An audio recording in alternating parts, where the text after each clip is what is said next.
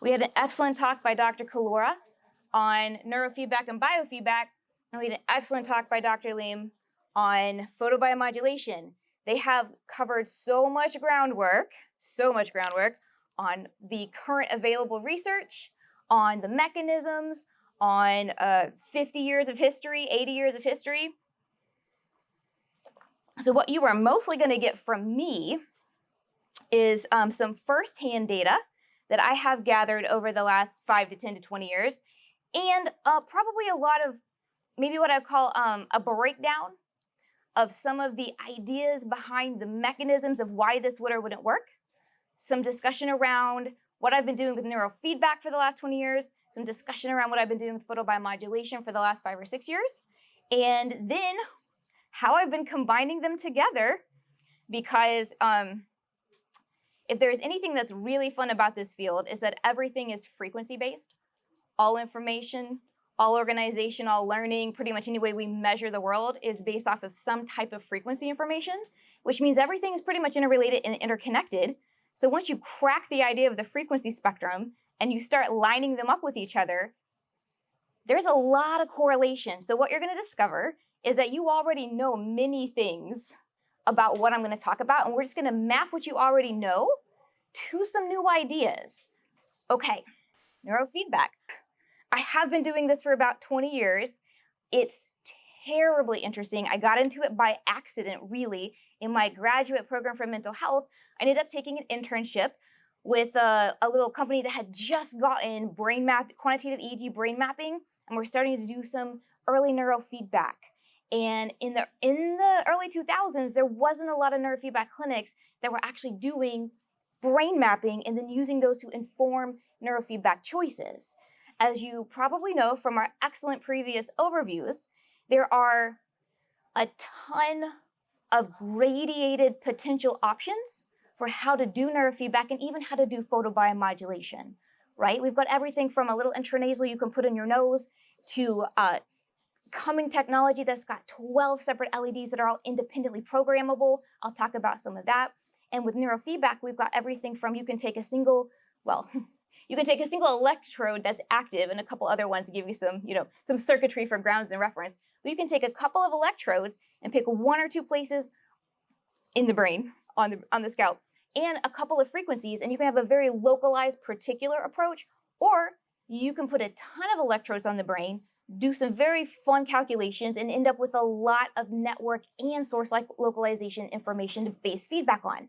So I'm going to talk a little bit about some of the more advanced options, why they're useful, what's happened in the last 20 years with the technology, like what has Dr. Lim's company Vielight and what has Dr. Kalora's company Brainmaster really created with the platforms that are currently available. How are they useful to us as clinicians? Like, this is what I'm going to try to just give you an overview, which means I'm going to show you a lot of pictures, a lot of brain image pictures of stuff that I'm doing and what's happening when I'm beeping and booping with the neurofeedback or I'm blinking with the lights. I'm going to show you brain pictures. Do not worry about having to understand everything I'm showing you. I will tell you what's relevant and interesting, and then you are welcome to have a copy of the PowerPoint if you would like. Okay.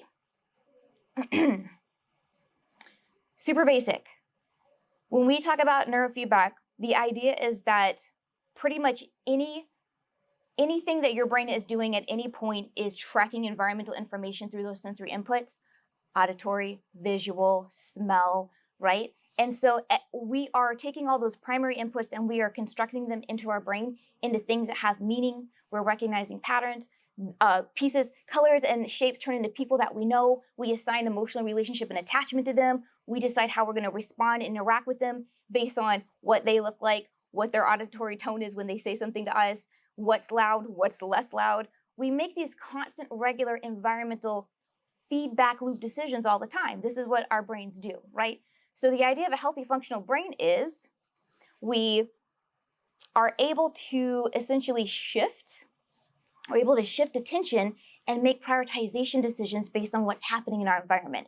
So being responsive to the environment is pretty key.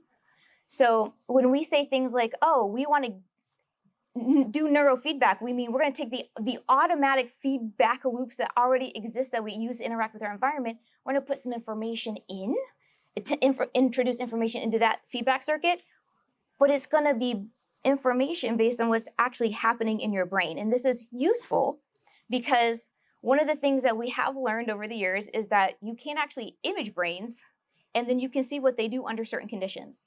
Does this brain have a good capacity to do network communication between areas so they can do more complex processing? Does this brain have a less ability to essentially recruit necessary resources to actually engage in attentional behaviors?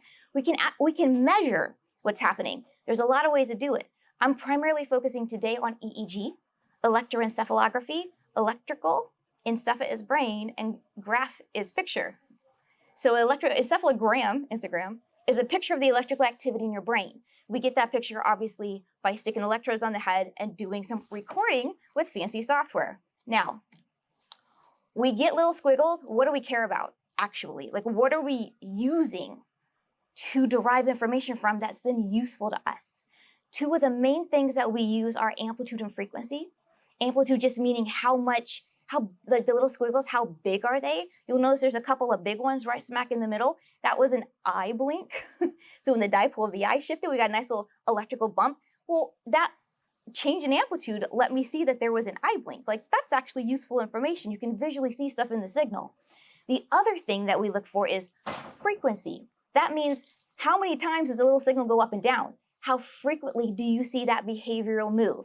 These are two primary things that we're using because they give us pretty critical information about what tasking or operational state that you're in.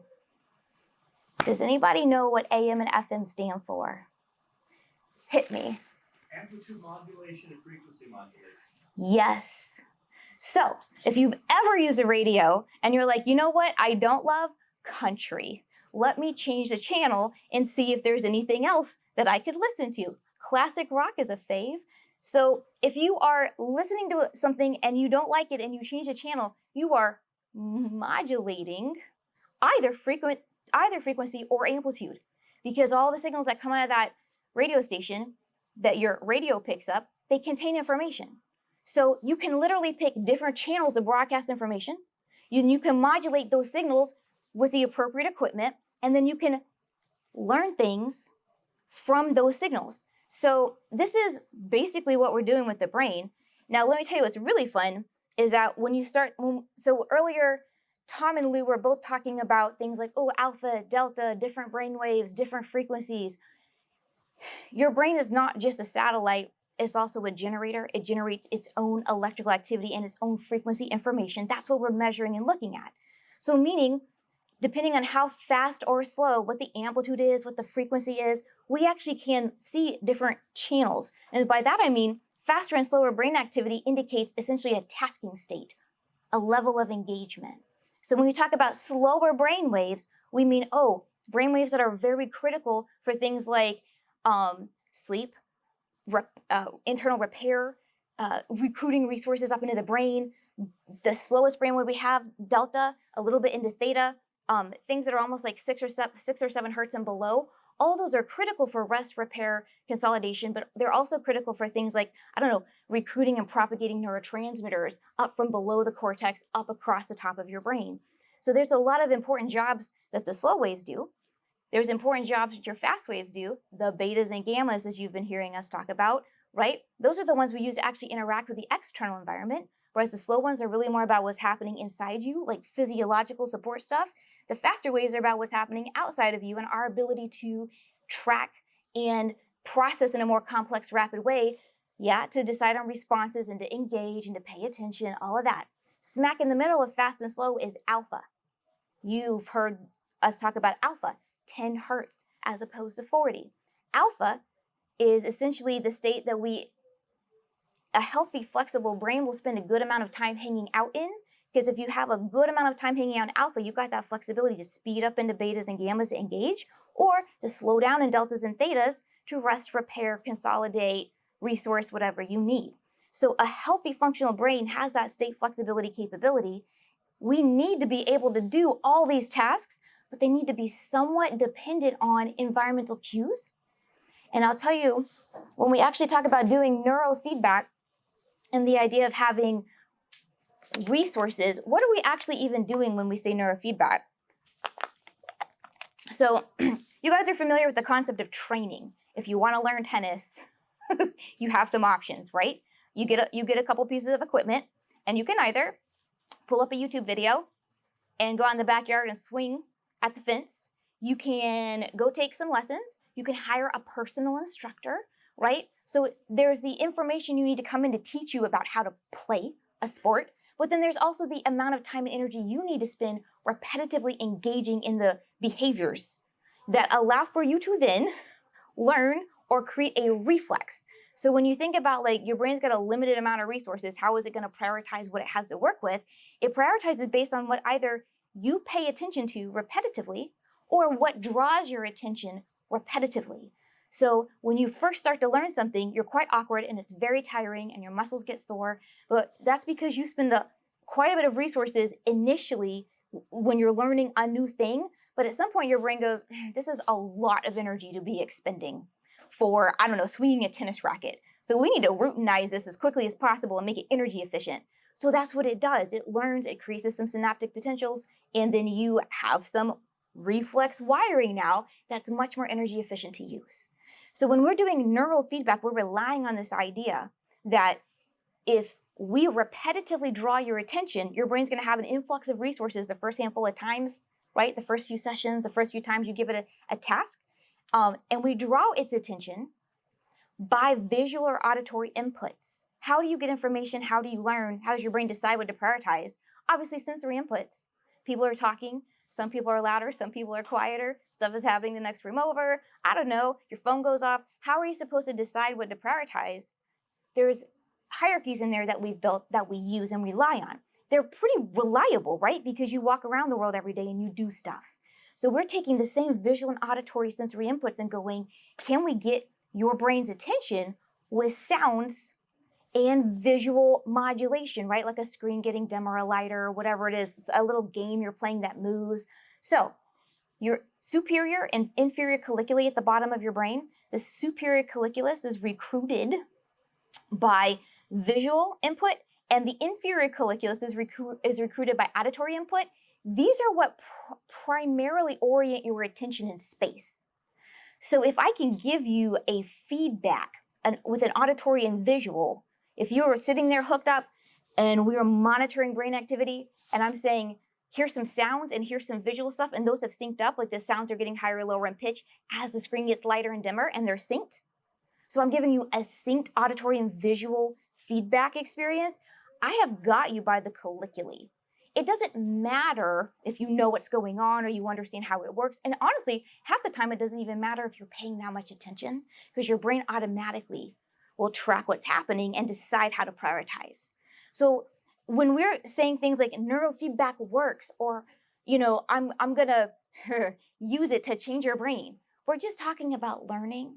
We're just talking about how you acquire any skill with repetitive asks for your attention, okay? So this is not like some sort of weird magical thing. This is just how we operate day to day. So when we say we want you to pay attention, there's a lot of different ways that we can give you pattern information that represents something useful to you. And what is really kind of amazing about what we've been able to do in the last 10, 15, 20 years is the technology that we have, that the software we can use to break down the EEG signals and turn it into something, you know, reconstruct it into something kind of interesting and representative of what your brain's doing has really gone just through the ceiling. We can look at stuff in real time now that was not even possible 5 or 10 years ago. And so when we are discussing analyzing that out, quantitative QEEG, quantitative EEG, the quantitative analysis of those signals, right? We turn them into little maps with colors. We turn them into 3D images, right? We'll talk about that just a little bit. But when we are looking at anything to do with photobiomodulation, any type of stimulation, any type of feedback, because auditory and visual is still stimulation, even though it's, you know, based on your own EEG. When we talk about any of this, the changes that we look for in brains that represent what is actually useful for us watching and for your brain as you're getting feedback, the changes we're looking for in power and connectivity. Does anybody in here have a cell phone? How's your signal right now? How useful is your signal if you don't have battery? How useful is a fully charged phone if you don't have signal? Power and connectivity is how almost anything operates. So if you don't have the resources to run your brain, all the excellent neural infrastructure you have is not going to be terribly useful if you've run out of power. If you have really poor, if you have really excellent resources, but there's been a lot of damage because of either illness or injury to your networking infrastructure, even if you are very well resourced, excellent diet, lots of sleep, if there's no way to rebuild or repair that damage to the actual network infrastructure, you run into operational difficulties. So this is what we're doing. Everything I'm going to show you in the next 40 minutes is going to be based on this idea of how do we understand how to help the brain have better resources and how to use those resources in more efficient ways. So we have part of when we talk about quantitative EEG is us trying to figure out how to look at power and how to look at connectivity. Some examples of what we would call a brain map are the top 2 rows you're seeing, the little circles. I don't know if you can quite see, but see how it says delta, theta, alpha, beta? We were able to break it out into those tasking states that we were talking about earlier. We can break it out into those tasking states and say, how much time do you spend hanging out in each of those operational states at any given point, right? So red represents a lot of time spent there, blue represents not much time, and then sort of the grayish, greenish, yellow, that's like what we would call like maybe the sort of the standard expected amount of time we would want to see in that tasking state in that area of your brain, right? So red just means a lot of something, blue means not probably enough of it, and not red or blue means about the standard amount of time or activity we would expect. So those top 2 help us understand where do you spend the most time hanging out. The bottom 3 are about that networking that I was discussing, right? So the idea is that all those little lines represent how easy or how hard it is for the different areas of your brain to communicate between them. So red means there's a lot of communication happening. Blue means there's less communication happening maybe than we would want, right? So I am clearly skimming over a lot of details and technical stuff, but this honestly at the end is kind of the only core meaning that you need to have to even understand what we're doing, right? So if you know that, you can look at a map and see a bunch of colors and say, okay, I can at least see if there are changes as I show you a bunch of maps. Okay, so remember I said there's been some real leaps in technology? One of the coolest things that we've got going on right now is software that represents and displays some of the Loretta and S-Loretta algorithmic source localization capabilities that we have now. And so this idea that we can take your brain and we can break it out into 6,000 and some change or more voxels. A pixel is a little flat square on your screen. A voxel is like a 3-dimensional cube of space, right? So all those little squares are literally just little areas of space where we've got software that says what's happening in each of those tiny little cubes of space. That is pretty decent resolution. It's not fMRI resolution that, you put enough Tesla, put 7 or 9 Tesla behind an fMRI, you can get it down to almost individual neurons, right? But this is pretty good for something that's mobile. You can toss in the head, put in a bag, and carry around with you, and usually costs less than 20 grand. You are not going to get that with an MRI machine. So there's some advantages, right? So when we're breaking the brain up in all those little voxels, see the little green dots? The green dots are the actual electrodes that we've got across the brain, okay? So those little electrodes are what we're using, like little GPS satellites, to help us triangulate where in the brain is the activity coming from.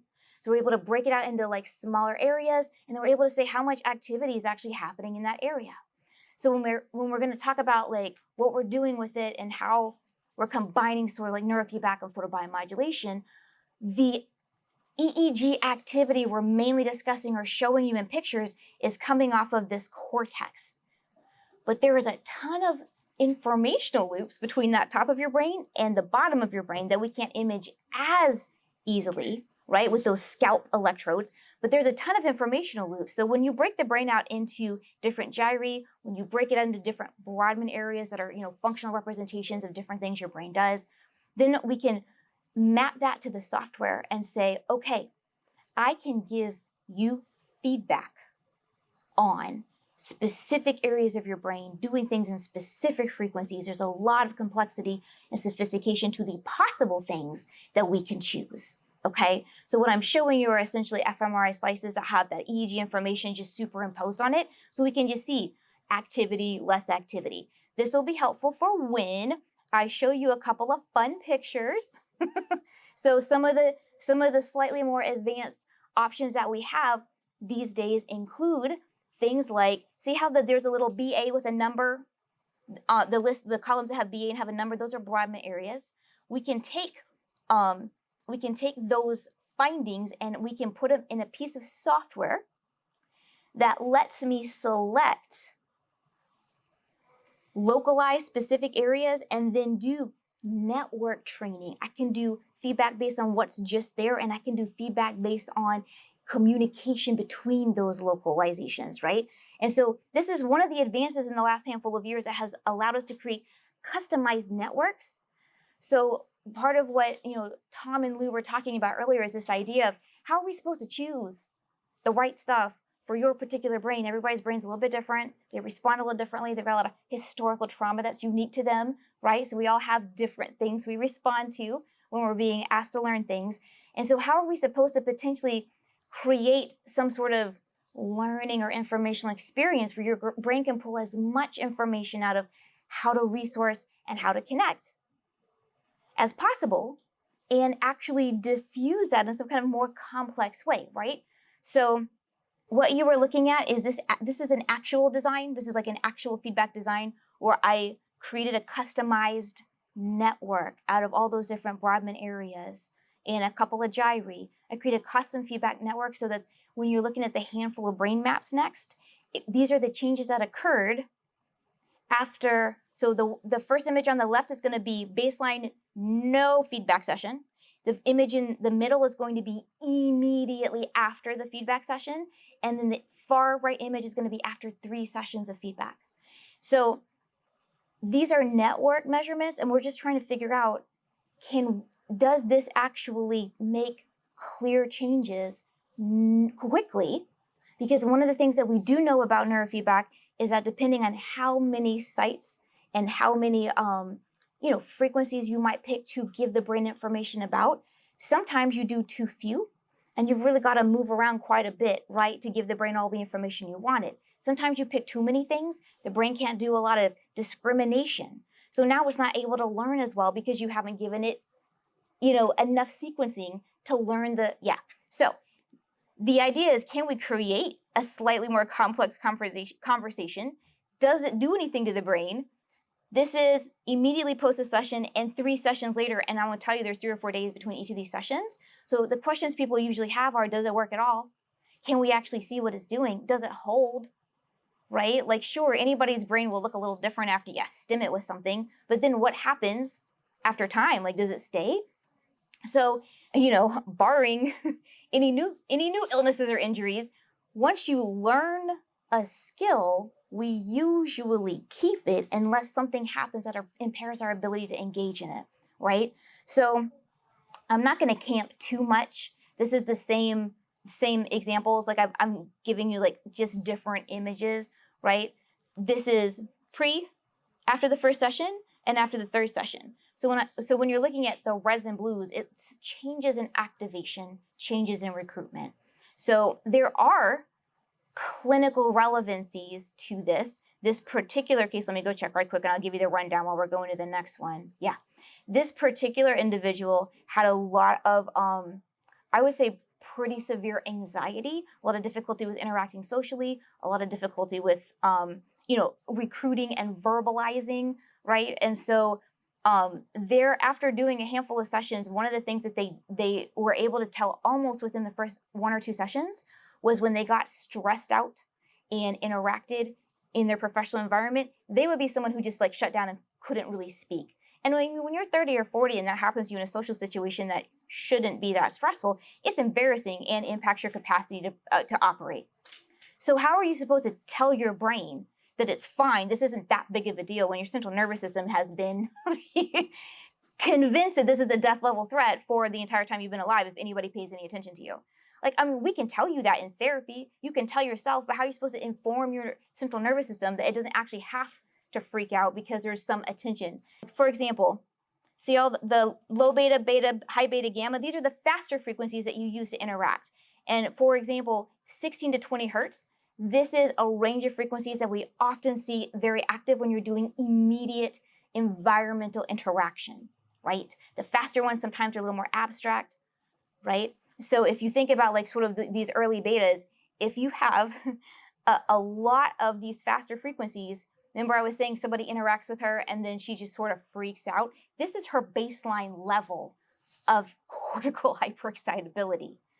So when you're trying to tell her brain you don't actually have to be that revved, you can chill out a little bit, hang out in a slightly less engaged state, and then you can engage when appropriate. You're looking at baselines, right? This is immediate. This is how much your brain calmed down after just that first immediate session.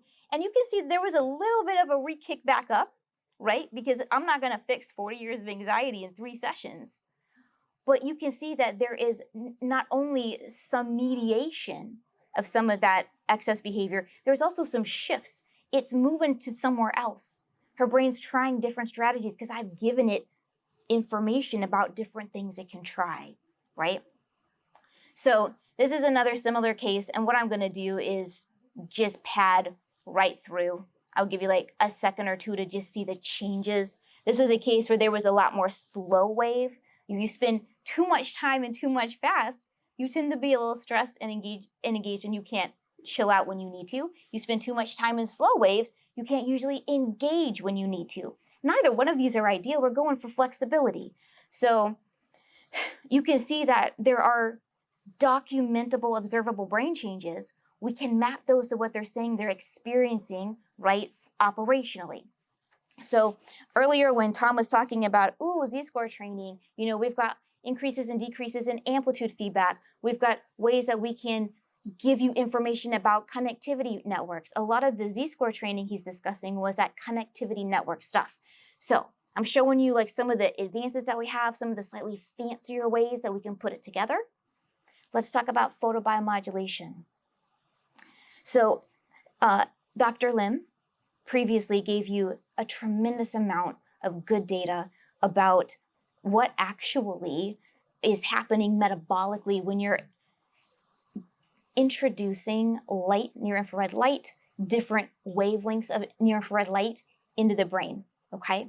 So I am not gonna camp on that too much. We're all just going to assume together that when you introduce photic activity into the space around your head, that there is some modulation of biology, okay? We're gonna do that together. What I wanna tell you about is, and I will pause here for 2 seconds, I have to really appreciate Tom Clora and Lou Lim for building platforms that give me 1,000 options and then letting me do all the options. Because, listen, the only thing that we're actually limited by when we think about doing different types of therapy currently with technology, we're limited by just our level of understanding about what the technology does, but then only our imagination and creativity. So if you read a bunch of research articles about how brains work, and then you have an understanding of how your technology works, and you go, you know what, I would like to accomplish this type of clinical outcome. At some point, it just becomes a little bit of therapy math, right? A little bit of neuroanatomy math. What are the areas of the brain responsible for this? What are the frequency bands I want you to hang out in more, right? How do I pick that, ask my technology to do it, and then see if that makes a difference for you, yeah? So this is the type of thing that I do. And then I design protocols that are supposed to do all that in the background, and then I give it to you on a platform so that your initiation into it is just picking from protocols that should already do that job without you having to make a lot of choices until you get to the point where you're like, I feel like I know enough, I want to make my own choices. So that capability is there. So that's what I'm showing you now. You saw one of the devices, one of the photobiomodulation devices. This is another one. It's an older model. The reason that there are pictures is because when we think about how to select or design things and what information we're giving the brain, we have to think about what we have available to use. So there's an intranasal module. And remember, you don't have any skull bone right here. It's really the only place we can get some nice direct action right under the bottom of that frontal cortex. This little option, this is the X plus. And the only reason you care is because when I show you some stuff in a minute, I'm going to say I use the intranasal and I use the X plus. I'm putting the X plus back, like cerebellum essentially area, back of the head, base of the skull. So we got nose and base of the skull. Remember I said previously that with the electrodes, it's hard to get true bottom of the brain subcortical imaging and activity, right? Because we're kind of working with some propagation, some skull bone, so if we want to give like a real direct information to the brain and we want to maybe get some of those subcortical circuits, creating a little intranasal to cerebellum loop actually is quite effective, and I'm going to show you.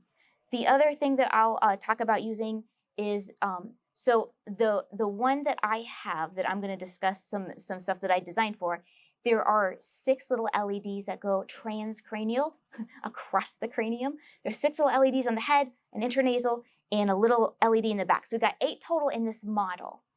There's a model coming that's got 12. There are models out there that do nothing but the little nose. There's everything in between, just like neurofeedback. We've got affordable gateway devices that we can try and then build up to the comfort and resource availability level based on our own interest. So part of what I want to do, even though I'm telling you lots of fancy things, is I want you to know that it is accessible to try stuff before you have to jump into sort of this higher end of what I'm discussing. Okay, so this idea of how do we pick the right photobiomodulation frequency to get the right results. There's just tremendously excellent research out there that is doing that sort of like localization science of, let's say we give 40 hertz a gamma, a fast active wave of information, right? Let's say we pulse a light at 40 hertz or we pulse a light at 10. Remember, faster frequency means more external gate engagement, potentially more complex processing. That 10 hertz at alpha, that is the state flexibility range, right? Slow means less engaged, fast means more engaged. This means hanging out in the middle so that you can speed up or slow down based on environmental cues. So you need to spend a certain amount of time in alpha so you got the flexibility, but you also need to be able to state persist. So we want you to be able to state flex, but we want you to also be able to persist in a state so you can do functional tasking, right? So these are both critical skills. If you are too flexible and you can't stabilize in a tasking state, you're not going to be very productive. If you persist too much in a state and you can't be flexible, you also won't be very productive, but in very different ways. We're not loving either of these options, right? So I designed a couple of protocols that are meant to try to mimic how your brain would shift back and forth between the states in sort of a real-time biological way, right? So we're essentially creating models. So if you use photobiomodulation itself, it's not feedback. It's just feed forward, right? There's no loop happening when you use it by itself. So that means you're getting the information that's programmed into the protocol. So you run it and the brain takes it and, does whatever useful thing it can do, which, as Dr. Lin was talking about earlier, depending on your brain could mean a lot of different things. So you can hit 100 people with 40 hertz and have a lot of different actual brain reorganization responses to that 40 hertz. Same with 10 hertz. So it's not so simple like, oh, can we just pick the right frequency and then everybody should have the same response? No. Because if you put 100 people in a university course and you give them material to learn based on their histories and based on their future goals, they're going to pull different stuff out of that same course and apply it in different ways. Reasonable and normal. That's how brains work. Because guess what? Brains are people. So how do people learn? You do want to start them with usually some kind of linear basic ideas. But once you've set some groundwork, you can build on that and give them more complex information. So when you do neurofeedback, you start off with slightly simpler information, and then you can build up over time to way more complex task requests, right? Photobiomodulation is not dissimilar. If you start off with something that it easily recognizes and helps to prime a state. Then you give them other information, right? They're going to be able to sequence out an actual, like an experience, like a little journey. But what you're doing is you're modeling, here's what I'd like you to do as a brain. So for example, I designed a couple protocols that, so remember I was saying there was 8 LEDs available. These are the 8. So the one at the top is your nose, the one that goes in the nose, the one at the bottom is the one that goes in the back of your skull, and then the 6 are the across your head, right? So this is a 10-minute photobiomodulation protocol that starts off, it has only the nasal and only the X+, yeah? So just the stuff bottom of the brain. I'm trying to create a little bit of bottom of the brain loop action, yeah? So I start off because, again, one other thing I'll tell you, I don't want to tell you too many details because I know I am fire hosing you and you're doing great. I appreciate the attention. Another thing that is useful to know is that we make all the brain waves all the time, everywhere, but there is a predominance of different tasking states in different areas of your brain. So a lot of the delta, theta, slower waves we tend to make predominantly like in the cerebellum, lower brain, subcortical, limbic structures, right? By the time we hit the thalamus, the thalamic nuclei, there's a lot more alpha production, but there's like gating between, information that's happening in the bottom of the brain. We want to relax and recruit some up into the cortex, and then we want to inhibit. Then we want to relax and recruit. The thalamocortical gating or the thalamocortical oscillation, a lot of that business happens kind of in the alpha range, right? So then by the time you get up into the cortex, again, we need delta and theta to help to consolidate, repair, propagate neurotransmitters. But there's the predominance of what we expect to see up in the cortex are more of the betas and gammas, because now we're into the complex and networking, all the faster processing, right? Because different parts of the brain are kind of in charge of different jobs, but they've got to communicate. So people who don't produce a lot of alpha activity, they don't spend a lot of time hanging out in alpha, they have harder gating, harder communication, subcortical to cortical, not as much state flexibility between slow and fast. Can you follow a little bit maybe like where I'm going with this? So we want to model how do you create some of that lower brain alpha if you're not making a lot of it, because we want to prime a state flexibility. If you're hanging out, if you're persisting and there's not a lot of flexibility, how do we tell your brain, get ready to flex, because we're going to do some stuff. We want you to learn. We want you to pay attention. So we go, okay, let's just create a little bottom-up alpha. So this is a 10-minute protocol. It starts off with 10 hertz at the nasal and the base of the skull, right? Then 2 minutes in, I grab just this part of the cortex, because there's some really interesting cortical alpha generators up here in the parietal cortex, some emerging research in the last few years, very fascinating, right? So I'm like, where are the alpha generators, yeah? So then the next couple of minutes, I've got the whole parietal cortex, not just one, and by the time we got to the last couple of minutes of this 10-minute protocol, I have full alpha, all of the LEDs. So red means they're on and they're stimming at 10 hertz, yeah? So I've got full 10, so I've literally said, let's start at the bottom and create where I think the alpha generators are and create some alpha state ask. And then I've got another one where it's a 7-minute wind down, right? So we start with where I think the alpha generators are, and then we go from parietal, nasal, and back of the head. We go to just that little one parietal nose, and then we go to just the this is the opposite direction. I'm asking to calm down, right? So I've got engage alpha, maybe chill out a little bit. Now, are you ready for the actual fun part? So what I was saying, we've got these fancy new tech options. They will let you do things like a frequency sweep, where you start in one frequency and then it changes and takes you to another one. You can stair step through. Again, we're modeling. We're doing like a linear sequencing, asking the brain, can you frequency follow a little bit? Doesn't mean your brain will permanently change, but we can get you in a state and then we can repeat the process. So this little guy, the other thing you need to know, remember I was talking about connectivity and networking? We are uninterested in you having one network. We want you to be able to have all these little local areas of your brain that do different things. We want you to be able to recruit the appropriate ones together based on the task demand, create a network, and then uncouple, recruit different ones, create another network, and so forth, so that you have a cascade of flexible options. So you have quick attention shifting depending on what those changes in demand are. This is what we equate with, say, like intelligence, right? Who even can define intelligence? I don't know. But some of the ways we do that is processing speed, the capacity to shift attention appropriately, to state persist and not be distracted, but to then prioritize if there's something more important happening. There are mechanisms that we can observe that help us do that.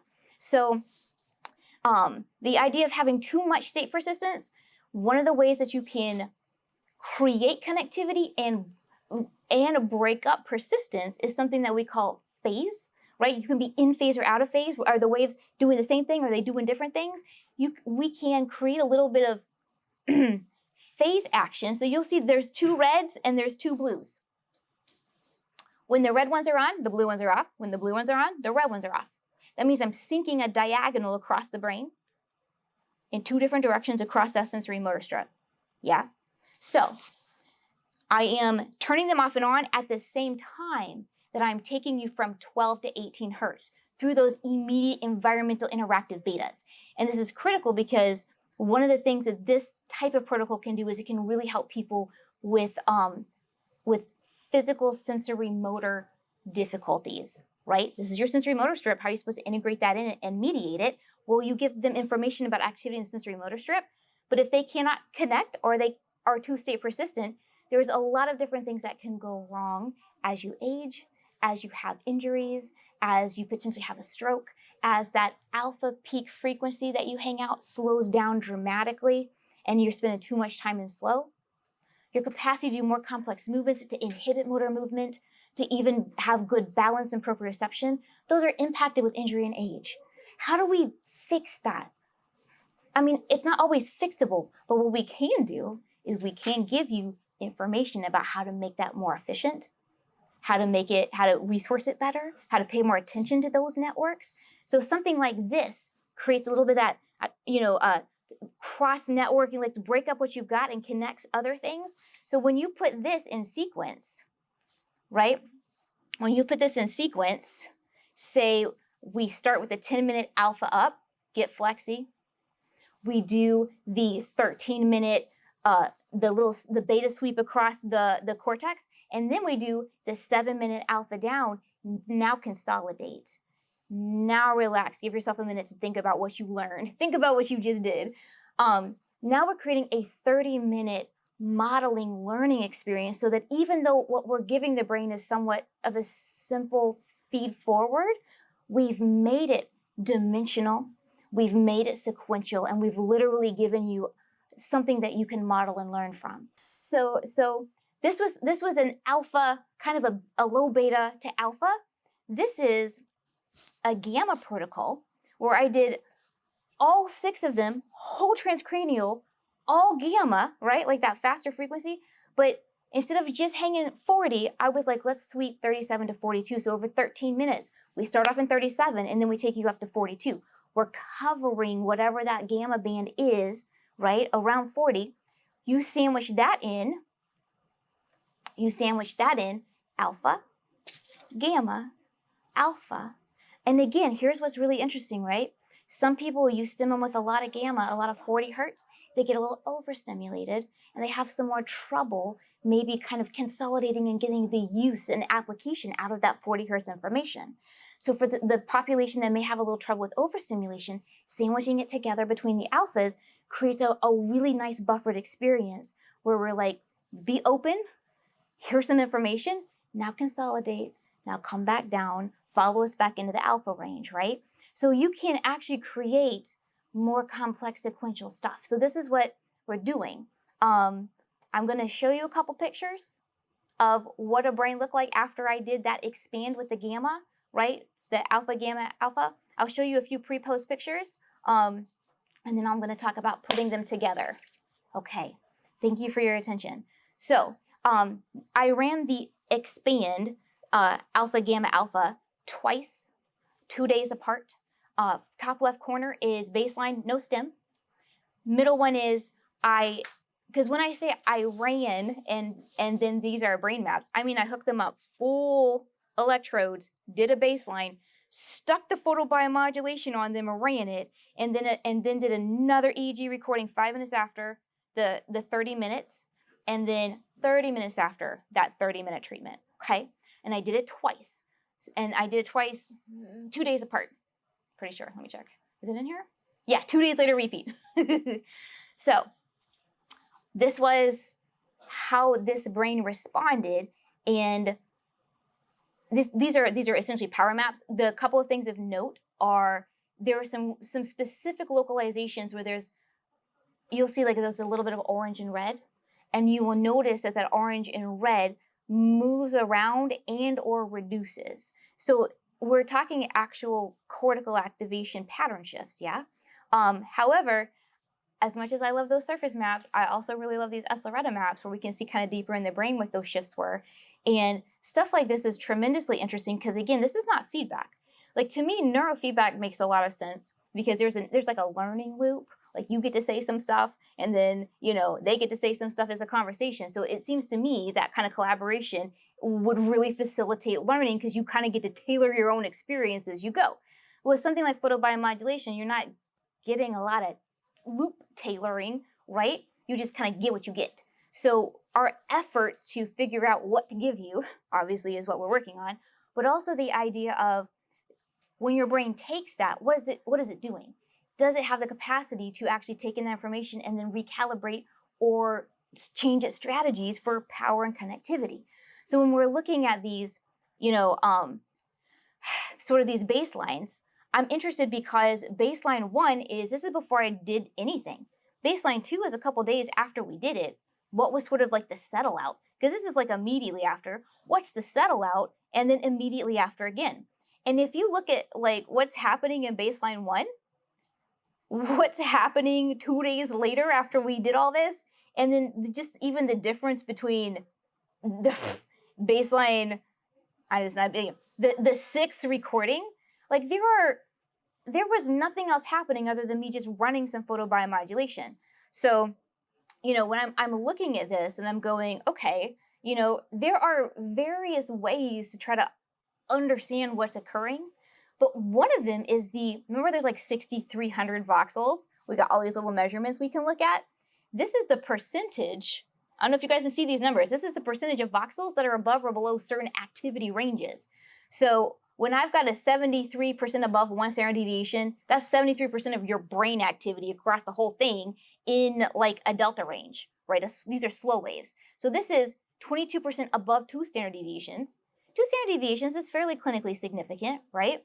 So you can see immediately after, 5 minutes after we ran the 30 minutes, this is a pretty noticeable shift down of slow wave. So this is a decrease in all that slow activity, which means less time hanging out, which means possible state flexibility increase.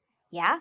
So we've got different ways of actually looking at those physical changes that are happening, right? Seeing which ones are actually moving around, which ones are not moving around that much. But this is giving us insight into when we run photobiomodulation, if we run 140 hertz for 30 minutes, or we run a bunch of little different things in a sequence, what's happening, yeah?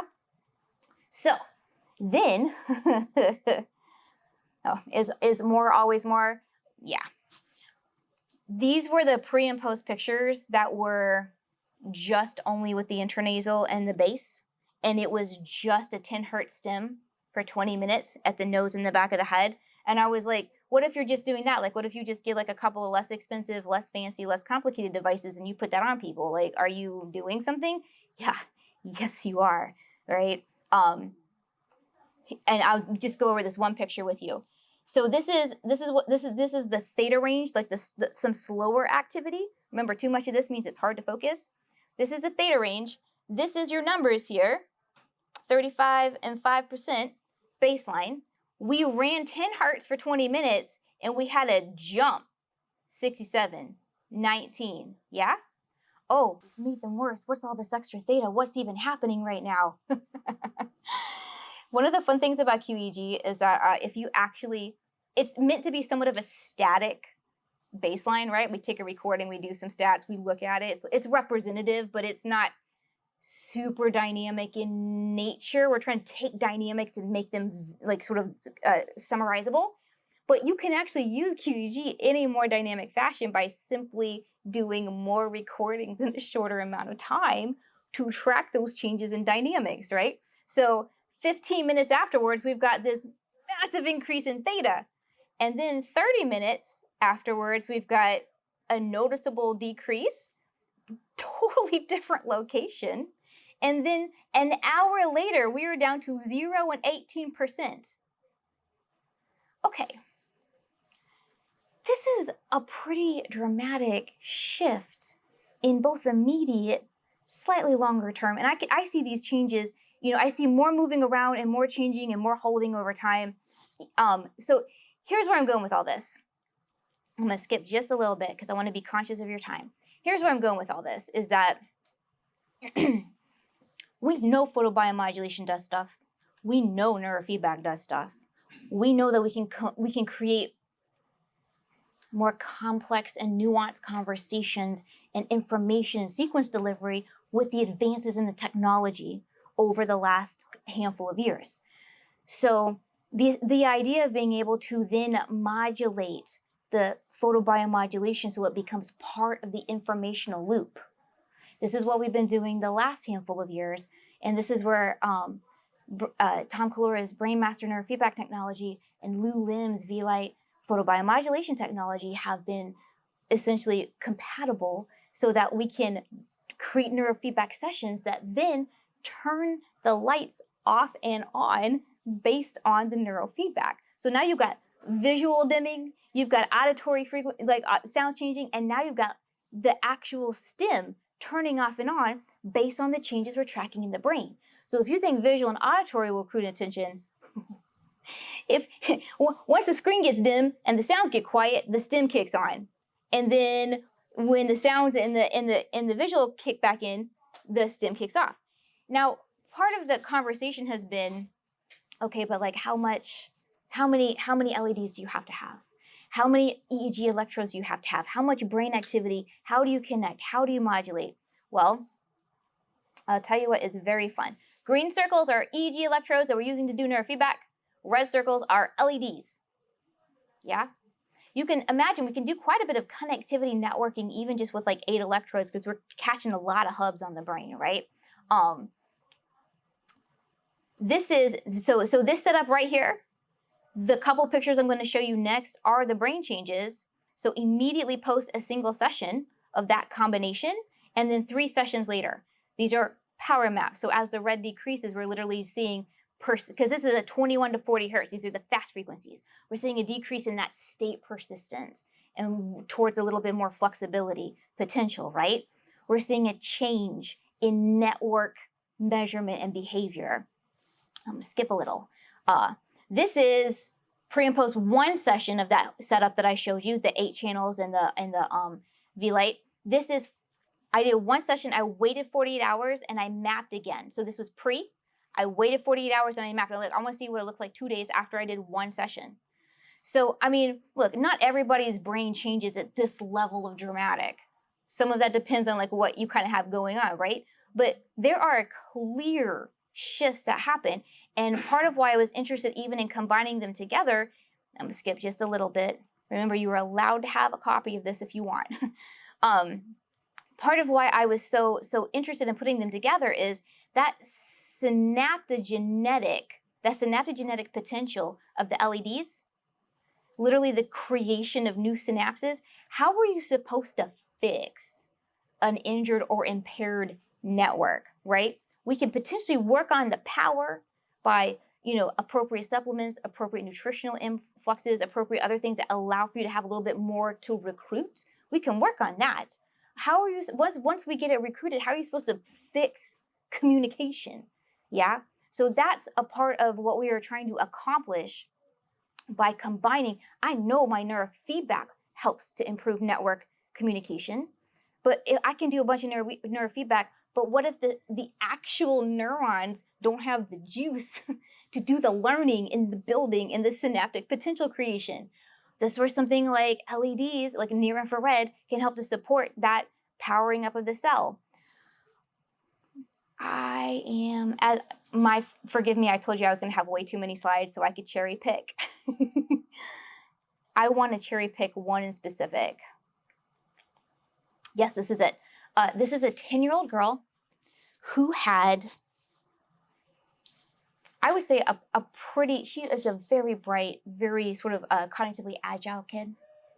What she had was some visual processing difficulties that were creating some slowing of her ability to do work in school. So she would require accommodations to do testing, and she generated a lot of anxiety, right? I mean, she's 10, around like having to have longer time to do tests that other kids in her class were doing in like 5 minutes, right? So the reason that we did work together was because she was really procrastinating and having like meltdowns at home around doing homework, right? And then even just the slower processing when she got into school, you can imagine there was reasons. So part of why I wanted to show you this is because the placements of the actual neurofeedback electrodes are 4 across the front, and the placement of the actual LEDs are 4 in the back. And I'm going to show you baseline, and these are the ones I'm actually interested in. I want to show you baseline, post 5 sessions, post 10 sessions. The speed we chose to pulse the LEDs at were 10 hertz. So when they were turning off and on, every time they were on, they were pulsing at 10 hertz, all of them at the same time. When they were off, right? So she was doing the neurofeedback with the sound and the visual, and then the 10 hertz off and on. Part of what was really interesting, after 10 sessions, like, look, she's a kid, she's flexible, she's smart.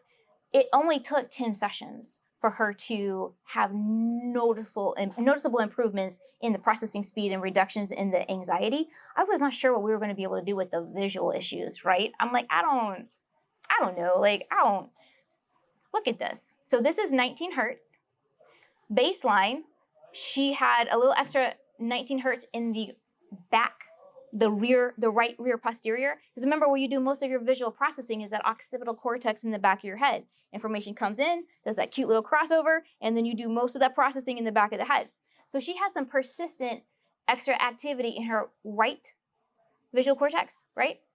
After 5 sessions, it had swapped over to the left, and then after 10 sessions, that state persistence had resolved in 19 hertz. And I saw this in a few frequencies that, wow, why? I'm just so bad at life, hang on. I saw this in a few frequencies around areas that I would associate with, immediate processing, environmental visual tasking that she needed, based on research and stuff. So the reason I'm showing you this is because I've seen so much significant change with the combination of putting the photobiomodulation with the neurofeedback. I've seen significant change clinically and in the images. I've seen significant change with them independently. The couple of things we're really trying to solve or think about are how much equipment, how many placements, how many LEDs do you need to make a change? Can you get some stuff that's less expensive and a little easier to set up and run on somebody and still do good, significant work? Do you have to have all the fancy stuff? If you've got all the fancy stuff, does it genuinely make a significant difference enough that it's maybe worth time and money to learn some of that? Answers are not the same for every clinician, but the potential is there for you to do as much or as little as you want. And my 20 years of firsthand observation, pulling original data and then doing very granular analysis, right, of these changes and mapping them to clinical, I'm just going to say, I'm going to keep doing this as long as Tom and Lou let me until I die, because there really isn't anything more interesting than taking all of that actual frequency information that composes the universe, forgive the drama, and pulling something out of that to communicate in a language that your brain understands. You can't always communicate verbally with somebody. So it's a really profound tool with tremendous applications, and the tech is really going places. We're at a fascinating juncture point in development. Okay, that's all I got. You guys have been so patient.